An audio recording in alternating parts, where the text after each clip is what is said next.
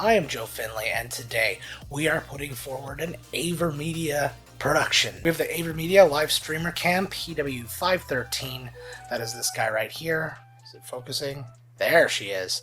And you can see it's got a really nice big lens. It's a good size camera all in all. And it's got this nice little privacy flap to go over top of it, which is nice. It's got the usual mount here to be able to put it on top of your screen or anything like that. And on the bottom has the proper mount to put it on a tripod or something like that. So all in all, a very nice little thing. Very articulated on the mount itself too. You can see it tilts a bit, it rotates any which way, and it has a detachable USB-C connection, which is wonderful. And then for audio, we've got the AverMedia AM310 microphone. It's a USB microphone. Really nice and heavy, good build to the microphone itself. The stand leaves something to be desired. It's light plastic everywhere, small metal piece here, the mount, and a little bit of weight on here, but not a lot. The other thing I really didn't like about this one, unless I'm doing something wrong, I can't get this to like not be loose where it screws in. And the other thing I really dislike about this, other than the USB-B cable, is that this is where your mount should really be going so you can put your microphone on a mic arm. Instead, you've got to use this guy here and take the whole thing with it.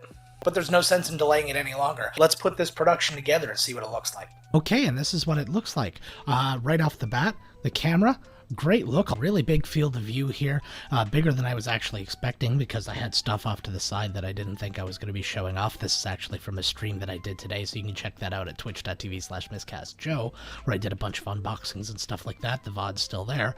You can also see my lazy cat over here. We have to keep the recliner up so she can sleep there. That's my life. But all in all, the color is nice. Just so you know, this is actually what it looked like coming out of the box. So I did do a little bit of color correction just to get a little bit of pigment in my skin so I didn't look like Voldemort. But the colors in the background are true. We can see back there. The purple light looks nice and purple. All the colors on the tree look good. And this is the color of my shirt, so I mean, that's all well and good. Not a ton of detail. It de-ages me, though, when it takes detail away. And if you're getting older like me, maybe you want the detail to start getting scrubbed away a little bit. But all in all, it is a beautiful mic. It is clear. It's really nice. My only concern is it does get a little hot if I leave it on. I had it on for about an hour during my stream, and like it was quite hot to the touch, so I've got to be mindful of that. It didn't affect performance in any way, but it's definitely worth keeping an eye on. The microphone, on the other hand, is a little more of a concern. I really just don't like the mount that they've got here. It's just a cheap mount, and again, forgive the noise this is probably going to make, but like it just sits so loose in there, and I've tried so many ways to tighten that up, and I can't seem to do it. If somebody knows something that I don't about this, mark down in the comments, let me know. I can't really do much in the way of cable management with these things. Everything just kind of hangs down. I know I could get rid of this sticker, but it's just not a very pretty mic all in all. It does have a light here. I'll turn for just when you're on the air, and then it turns red.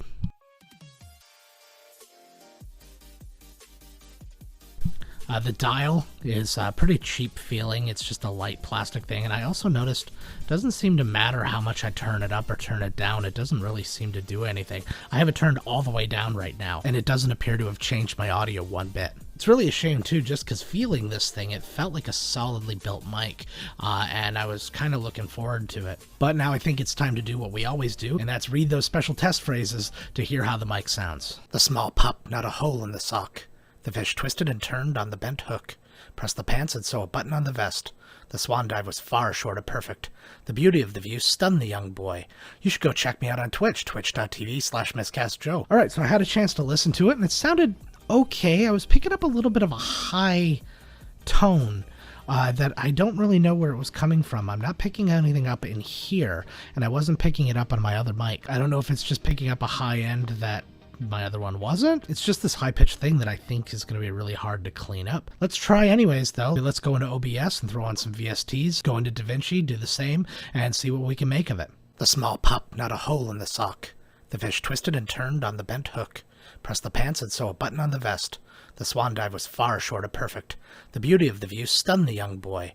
You should go check me out on Twitch, twitch.tv/MiscastJoe. The small pup, not a hole in the sock. The fish twisted and turned on the bent hook. Press the pants and sew a button on the vest. The swan dive was far short of perfect. The beauty of the view stunned the young boy. You should go check me out on Twitch, twitch.tv/MiscastJoe. The small pup, not a hole in the sock. The fish twisted and turned on the bent hook. Press the pants and sew a button on the vest. The swan dive was far short of perfect. The beauty of the view stunned the young boy. You should go check me out on Twitch, twitch.tv/MiscastJoe. Okay, yeah, so all in all, not terrible. I still heard that tone. I wasn't able to clean it up very well. But yeah, I'm going to be honest, nothing really special about this microphone. It's kind of a bummer, especially considering the quality of the camera. I was expecting a little bit more out of this microphone, but alas, it was not to be. Trying to find the prices on this was a little bit of a tough deal because of Black Friday and all that seemed to be kind of all over the place. This has ranged anywhere from like $59.99 US to about $99.99 US.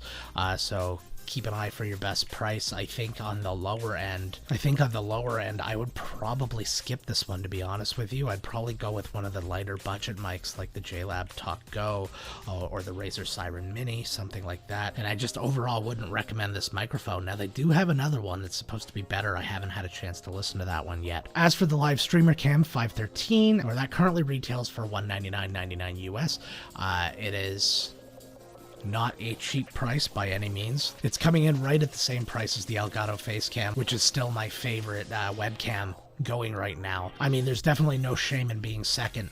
I do recommend it if you're enjoying what you're seeing right now, and just overall, it can perform, it can deliver. It's just that the Facecam has that supporting software. Whoa. All right, we made some really interesting discoveries after I shot all that stuff for the video. Both of these particular pieces of hardware have software now.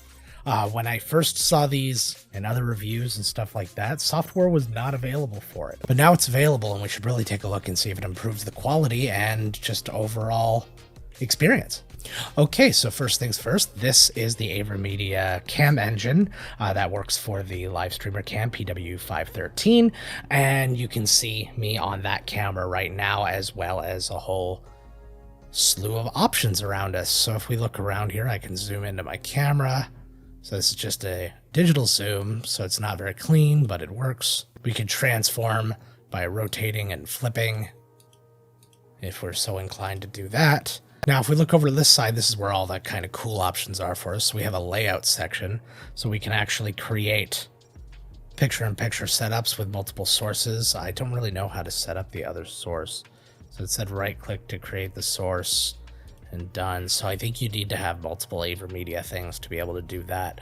Probably multiple cameras or something like that, so you can have some split screens. So we're not worried about that, but you could do a lot of interesting layout things with that.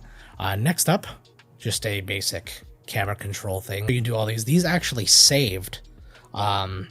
These are actually saved from when I set them in OBS, which is actually interesting to know. And then you can go into the advanced and have this anti-flicker here if you need it. So that's everything that's in here. Basic, it's just a nicer version of what you see, that really old Windows looking version. So this one's interesting. It's just a little filters section, so I can turn off the filters and you can see it's kind of blurred out, smoothed out a little bit, but now it sharpens as I turn it on. And you can see there's actually a little bit of artifacting around my cheek when you do that, just around any sharp edges. And then you can do things like smoothing. So this is me looking like a human being. Let's get a little closer so you can see, you know, I have flaws. Yeah, I'm creeping up on 40. By the time you've seen this, I might have already turned 40. But let's bring up the smoothing. And now I look like a little baby. And then you can bring it back out, and then you can start to see. So, you know, pick something that makes you feel happy, and then skin tone, you can adjust this. And it kind of does an overall thing here. So I'm not doing anything too crazy there. It's just another way to fine-tune those little settings. And then next up, we have a little filter section here. So if we enable this, we can have a little bit of fun. I can have a beard, which I could grow myself, so who needs that? But I could be a kitty. Meow. And have little bows, just, you know, the usual Good God. I'm just trying to be an authority here. Media King of the North! This debases both of us. Frankly, I don't know who I was before the mustache. Or we could just turn that off. You know, it doesn't really matter. Okay, now we get into a fun thing that only works if you have the NVIDIA RTX 20 or 30 series. If you go into here, we have a virtual background system. This is actually using NVIDIA Broadcast to do it. So if we turn it on, boom, it instantly blurs my background like my other camera does. So basically what it's doing is it's finding the edges and then just, you know, blurring it and stuff like that. I mean, simple enough, but it's nice. It gives you a little blur. It makes it look like it's a photo in the background. I mean, if there was some movement going on, then that would be different, but I can change the blur here. So I can make it very light, or I can make it very blurry. So that's cool. But then you can also go in here and you can have just a color. So you can just pick any color that you want and then make that a thing, or you could put a transparency on it, so then you could take this as a virtual camera and then slap it onto any old thing, or you could throw a file behind there.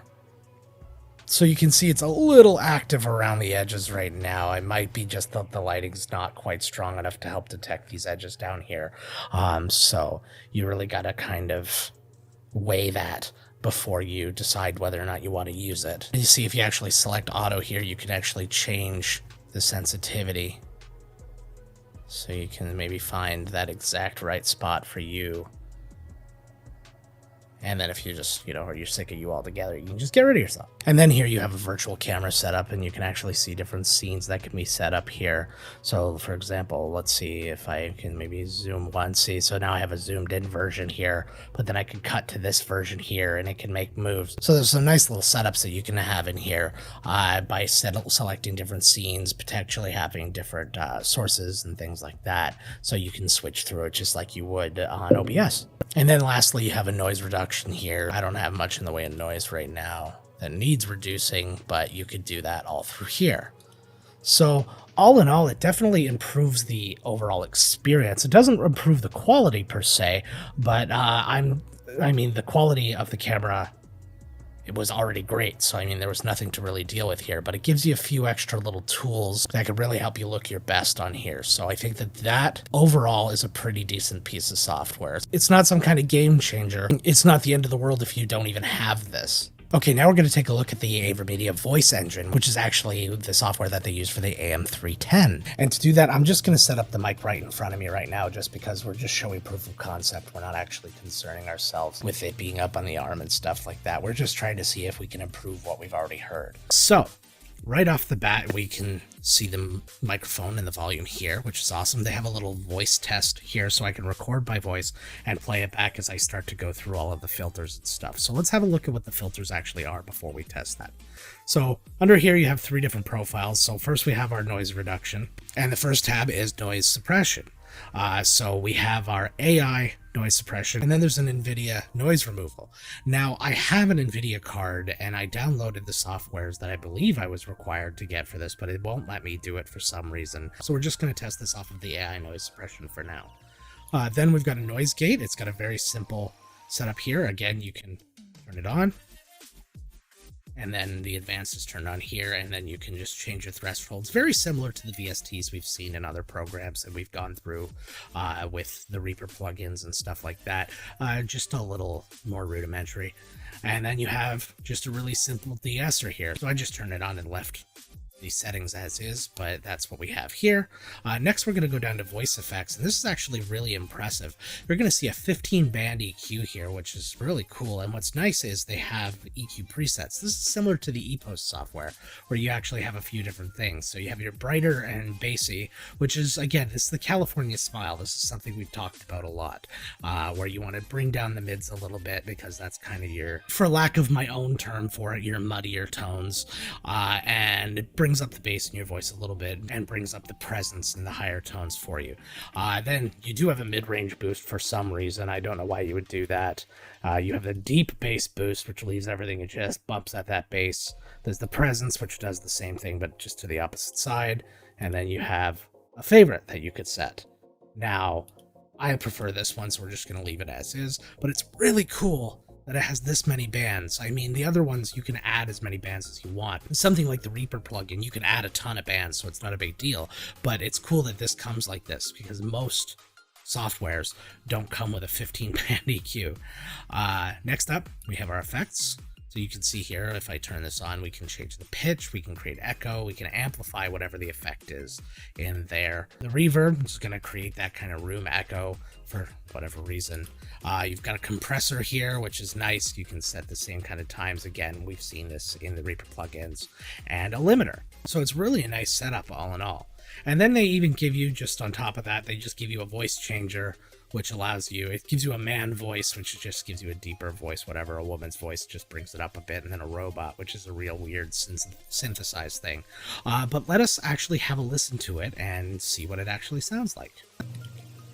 Test, 1, 2, 3, 4, 5. Test, 1, 2, 3, 4, 5. Test, 1, 2, 3, 4, 5. And then as we go through, we can start to actually change these. So this is with the noise suppression on. Test, 1, 2, and then this is with it off. Test, 1, 2, 3, 4, 5. Test, 1, 2, 3, 4, 5. So you can hear the difference there, and then the noise gate, you can do the same thing. You can turn it off. Test, 1, 2, 3, 4, 5. You can bring it up, and then if I bring it all the way up, you can see it actually kills the audio. So you can find that exact spot while it's playing in a loop. This is actually something I've suggested people do on OBS, is record a little chunk of themselves talking, play it back on a loop, and then you can change all of these things. And then copy all of those settings to your actual microphone. But this just does it quicker for you. Okay, and then we can get into the voice effects. So this is with the EQ being what it is. Let's hear it without. Test, 1, 2, 3, 4, 5. Test, 1, 2, 3, 4, 5. Test, 1, 2, 3, 4, 5. Test, 1, 2, 3, 4, 5. Then we play with the effects a little bit. Test, 1, 2, 3, 4, 5. Test, 1, 2, 3, 4, 5. Test, 1, 2, 3, 4, 5. Test, 1, 2, 3, 4, 5. Test, 1, 2, 3, 4, 5. Test, 1, 2, 3, 4, 5. Shut that off. Then here's the compressor, 1, 2, 3, 4, 5. Test, 1, 2, 3, 4, 5. And without. Test, 1, 2, 3, 4, 5. Test, 1, 2, 3, 4, 5.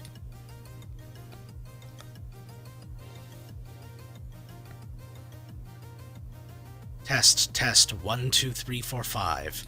Test, 1, 2, 3, 4, 5. Test, 1, 2, 3, 4, 5. Test, 1, 2, 3, 4, 5. Test, 1, 2, 3, 4, 5. Test, 1, 2, 3, okay, so what I'm going to do is I'm going to do one final... Test, 1, 2, 3, 4, 5. Okay, so what I'm actually going to do is do one final mic test using only the settings from this and hear what that sounds like compared to everything else we've done. The small pup gnawed a hole in the sock. The fish twisted and turned on the bent hook. Pressed the pants and saw a button on the vest. The swan dive was far short of perfect. The beauty of the view stunned the young boy. Hey, have you actually clicked subscribe and like and all those things for this video? Alright, I'm not gonna lie, it wasn't that bad. I mean, it wasn't perfect. You can probably do better with other sources and things like that. But it was very serviceable, and for some people it might be a whole lot easier to set it in one place like that and forget it rather than try and change it for OBS or try and change it in post or any of these other kinds of things. So food for thought. Now that's really it for this video. Thank you all so much for enduring the extra stuff that I've recorded here. I hope you enjoyed it. If you did, please click on the like and subscribe. I appreciate that very much. Hit the notification bell so you know when I have new videos coming up. We have a lot of things planned, and leave down in the comments what you thought about this microphone. And if you have any other things that you would like to see me cover on this channel, I'm always open to hearing things like that. I love hearing from you guys down in the comments. You've been so supportive so far, and it means a lot to me, so I appreciate that. But until next time, gang, let's get to work.